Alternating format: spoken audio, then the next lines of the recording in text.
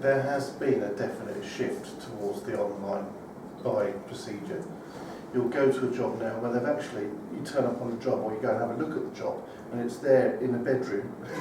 It's all, they've ordered it all already, it's all arrived online and this is what they've got and this is what they want fitted. Which is fine. The only downside to that is that sometimes you come across situations where the people don't actually know what they've bought. And it's quite a regular occurrence where they've got stuff there in the room ready to fit and it's completely unsuitable for what they need.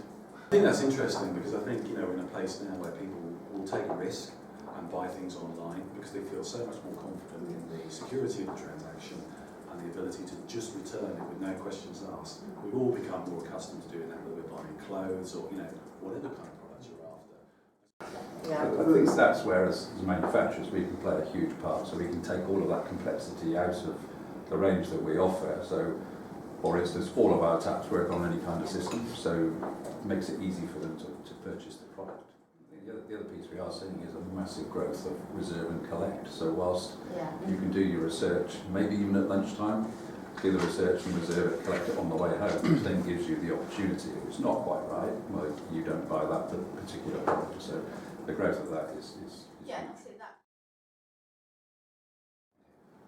I think we're constantly learning in regards to the way people are buying, how their behaviours are changing. But they're talking back to us, we do a lot as designers to track opinion, what's sticking with people, what's frustrating people.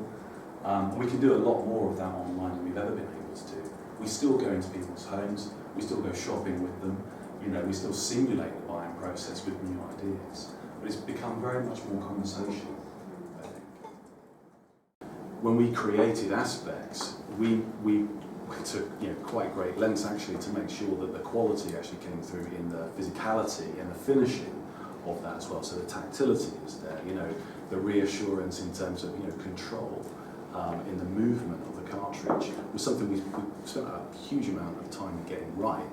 And so when you do go through that process of doing some research online and then you go in store to see that product and check its quality, what we're not doing is assuming that people just want to see a pretty picture and happy to take a punt on it, and cut corners on finishing or quality.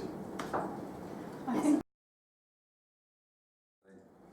days gone by, we used to talk about the technical compounds of our products, which was, frankly, the consumer and probably the installer couldn't give two hoots about. But now actually the message is lasts twice as long, delivers 3 times more flow. And it's that kind of trying to hit the trigger that says, yeah, I'll buy that one. And price is not the all-defining vehicle. Yeah, which is why things like ClearScale can make a difference to people. When you think about the full life value of something, the fact that we have ClearScale technology, which will keep your sport shower working twice as long as something else, which may be more of a price-orientated proposition, then there's the value. But I agree with you, it's not just about the price savviness. I think, actually we see more polarization in the first place. So it's either you go for the truly quality premium high-end because it offers certain extra benefits. I think, you see that also in textiles or appliances. It's about the energy efficiency or, like water efficiency. It's about sustainability and so on.